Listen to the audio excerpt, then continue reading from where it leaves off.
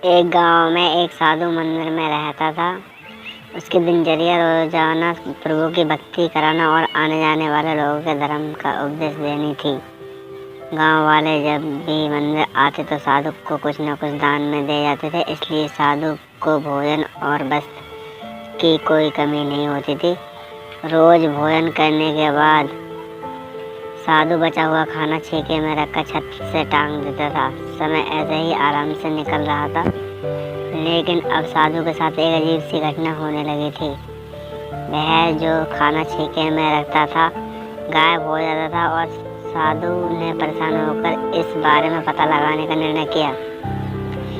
उसने रात को दरवाजे के पीछे से छिपकर देखा, एक छोटा सा चूहा उसका भोजन निकाल कर ले जाता है।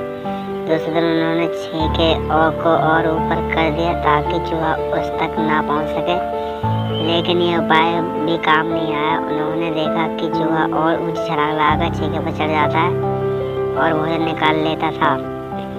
जब साधु चूहे से परेशान रहने लगा था, एक दिन उस मंदिर में एक भिक्षुक आया। उसने साधु को परेशान देखा और उसकी परेशानी का कारण पूछा तो साधु ने भिक्षुक को पूरा किस्सा सुना दिया। भिक्षुक ने साधु से कहा कि सबसे पहले यह पता लगाना चाहिए कि चूहा में कितना ऊंचा उछलने की शक्ति कहाँ से आती है। उसी रात भिक्षुक और साधु दोनों ने मिलकर पता लगाना चाहा कि आखिर चूहा भोजन कहाँ ले जाता है। दोनों ने छुपके से चूहे का पीछा किया और देखा कि मंदिर के पीछे चूहे ने अपना बिल बनाया हुआ है। चूहे के जाने के बाद उन्होंने बिल को खोदा तो देखा कि चूहे के बिल में खाने पीने का सामान बहुत बड़ा भंडार है। तब भिक्षुक ने कहा, इसी वजह से चूहे में इतना ऊपर चलने की शक्ति आती है। उन्होंने उस सामग्री को निकाला और गरीबों में बांट दिया।